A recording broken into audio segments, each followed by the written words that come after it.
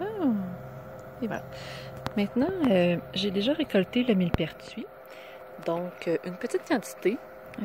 Seulement pour vous montrer, parce qu'en fait, j'ai quand même une bonne réserve de macérage huilé de millepertuis. Donc, je ne voulais pas en faire trop. Donc, mais j'aime ça en faire quand même au moins une fois par année. Donc, là, je l'ai cueilli en début d'après-midi. Donc, je l'ai laissé là, reposer là, 2-3 heures peut-être pour laisser les petites bébites s'échapper. Puis, être certaine qu'il n'y a pas d'eau dedans, malgré que le millepertuis ne retient pas nécessairement l'eau. Donc, normalement, on peut le faire tout de suite après la cueillette. Donc, j'ai mon pot ici. Juste un petit instant. Donc, mon petit pot maçon ici. Donc, c'est tout simple. Là, je vais mettre mes petites fleurs. On remplit notre... Oups! On remplit notre pot.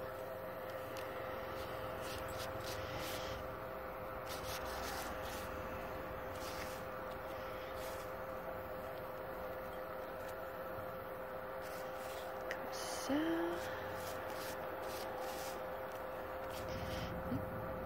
Donc, j'ai pas beaucoup de fleurs. J'ai plus de bourgeons que de fleurs. C'est correct aussi.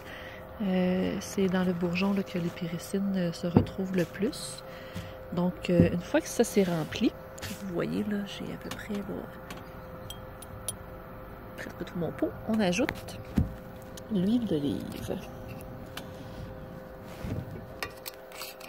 Donc, une huile d'olive extra vierge à 100% de préférence. Vous pouvez y aller dans le bio ou pas bio, là, ça c'est à votre goût. Mais on peut y aller bio de préférence. Donc, on remplit. On remplit. Ça. Et là, avec un petit bâton, comme celui-ci, on va venir enlever l'air qui peut avoir été créé là, en vidant l'huile. En même temps, on va venir écraser un petit peu de bourgeon.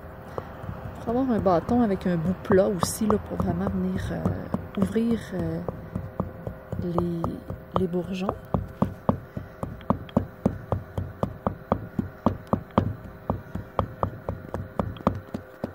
Et ça, de toute façon, vous pouvez venir à travailler là, à tous les jours ou au moins une fois ou deux par semaine, là, venir ouvrir votre pot, puis mélanger comme ça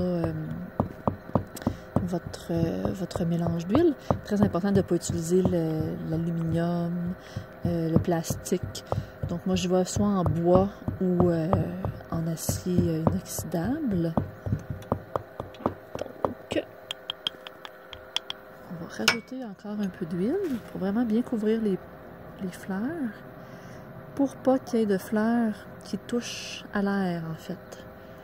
Donc, je vais vous montrer sur le dessus. Je sais pas si vous voyez bien.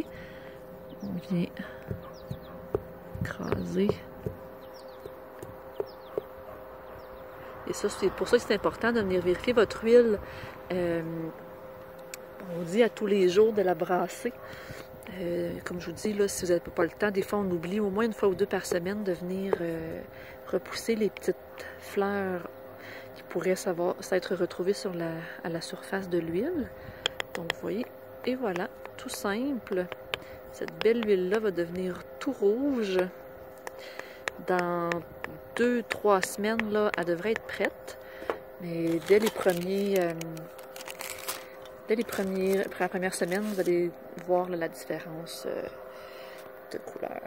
Je vais juste mettre ça ici comme ça. J'espère que vous allez bien voir. Je vais simplement mettre mon petit papier parchemin avant de mettre le couvercle. Et puis, toujours bien identifier aussi la date et ce qu'il y a dans votre pot, avec quelle huile ça a été fait. Donc, c'est ça. Et puis, on va le déposer, celui-là. Je pourrais le laisser ici, là, directement en plein soleil, jour et nuit. Juste vous assurer qu'il n'y ait pas d'eau qui puisse rentrer dans le couvercle si jamais il pleut. Mais vous pouvez le rentrer le soir, le sortir le jour en plein soleil ou le mettre sur le bord de la fenêtre, soit en plein soleil, là, toute la journée, ou une bonne partie de la journée. Lui, on le couvre pas parce que le millepertuis aime le soleil. Donc, ça va l'aider vraiment, lui, à libérer son épiricine pour faire l'huile bien rouge. Donc, et voilà, si vous avez des questions, n'hésitez pas à m'écrire soit en privé, je vais laisser mon courriel ou sur Facebook aussi sans problème. Donc, et voilà, je vais vous la montrer quand elle va être prête, dans 2-3 semaines. Je vais la filtrer avec vous. Donc, ça sera pour une autre petite vidéo. Alors, merci beaucoup. À la prochaine!